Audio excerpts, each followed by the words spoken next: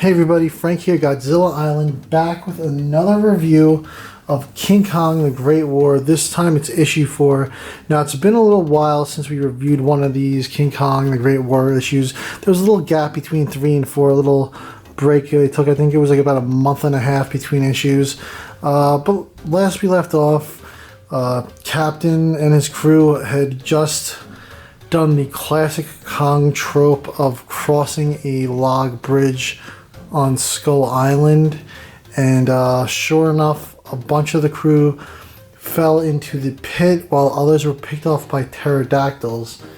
And the ones that fell into the pit, at first they thought they were lucky enough to survive the fall with some just bone breaks, but then the bugs came out like they always do and devoured them. So the crew that were up top that managed to survive and make it across the bridge, they put them out of their misery by firing some shots at them to kill them quickly instead of them suffering being eaten alive. Now, so far, this German U-boat crew, they've landed on the beach.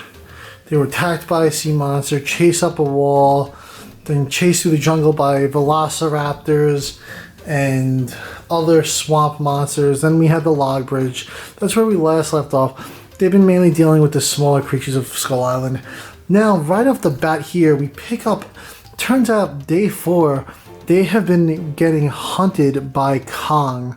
Now, he's been on their tail. The captain's crew is down to 6 people now. Just before I dive into this further, I just want to remind everyone it's written by Alex Cox with art by Tommaso Bianchi. Colorist is James Devlin, letterer Taylor Esposito, and the editor is Matt Idelson.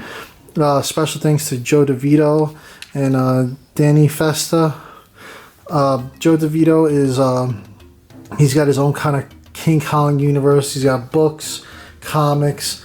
This Kong, as we are about to see in this issue, is pretty savage. I mean, Kong's always been savage, but in my experience, this is going to be the first time in my memory. I haven't read any of the Joe DeVito books. I know they're a little more gruesome, more adult oriented. So maybe it's happened before, and I know it's been hinted in the movies, but I'm going to get to what I'm about to show you in a little here. So Captain is just absolutely worn out. He thinks they're in hell right now. He's like, this is just a punishment. They didn't survive the boat. But here we have Kong is in pursuit of the remaining 6. And the crew's just been shooting at him, running from him, and he's just squishing them in his hands to smithereens. And I mean, this Kong just looks dark, evil, and Captain and crew pretty much are just fleeing Kong this entire issue. That's what the story is. And at this point, they're carrying Roland. He's come down with a bug. He thinks he's got a parasite. He's saying he's being eaten alive. And Captain's like, listen, Roland, I'm not leaving you behind. We have some quinine, I believe it's pronounced quinine, which is a parasite medicine. Turns out they don't. Captain's like, he's going to die, but I'm not letting him die like this. He's going to die an honorable death, if anything. So they get through the woods, and they see this giant skull mountain. And they're like, there we are, we're almost to the mountain, and we could go there for shelter, and we should be safe, hopefully. And they get to this big open field. They're like, all right, it looks clear, but let's go one at a time. And they go in, and there's like these ostrich-like creatures there. They actually flee. They don't actually attack them. This is like one of the first creatures on the island that haven't attacked the crew. But I think it's because Kong appears with a flock of pterodactyls flying around him. This dark, ominous figure just looking at them.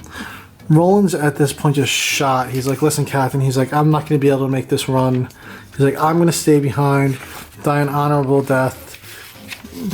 And the captain's like, you know what? I'm going to tell your family what you did. He's like, don't you dare tell them this is how I died. He's like, I'm going to just fight and tell them I died on the battlefield and not here. And he takes a shot at Kong, hits him in the head, and Kong kind of just scratches it. And he was like, well, I tried. Kong picks him up and eats him. And it's pretty gruesome. You see blood dripping down his face. And this is what I was talking about earlier. This is the first time I've seen Kong eat a person like that. I feel like he might have ate like a native in the 33 movie, but it wasn't as gruesome as this. And Kong's usually defending the humans as long as they're not attacking them. He's kind of minds no business, but at this point, he's crushing them in his hands. He's eating them and chewing on them. And he's looking at the next crew. They're not even shooting at him. They're just like, oh crap. And they just take off running. They're like, we can make it to the mountains. And they get to the mountains. And you could see here, he's just got a collection of skulls and helmets. So he's been eating the crew. He's not just killing them, he's eating them. But their next move is to climb up into this cave and hopefully they can find shelter. They say we've survived the French, the British, and this island so far. So hopefully if we make it into this cave, we can survive. So I originally thought this was going to be a 6-issue run. It's going to, I mean a 5-issue run. It's going to be a 6-issue run as far as I could tell. These comics are rather short. I honestly, in my personal opinion, I think this would have made a better graphic novel than a comic series. Like a 6-chapter graphic novel. I think it would have been perfect for this. But at this point, I'm dedicated to it. I really like it. But just the comic length, I don't know if they're just like that action packed, because there's not a lot of dialogue. It's a lot of inner dialogue of the captain. We still don't know his name yet. But it's a lot of his inner dialogue. And it would have been cool if this came out as a graphic novel, almost in like a journal format, as a story told by the captain, because like most of the story is his inner dialogue, like I said. Really enjoying this. This Kong is brutal. I'm really hoping we see more Joe DeVito based Kong stories in comics from Dynamite in the future.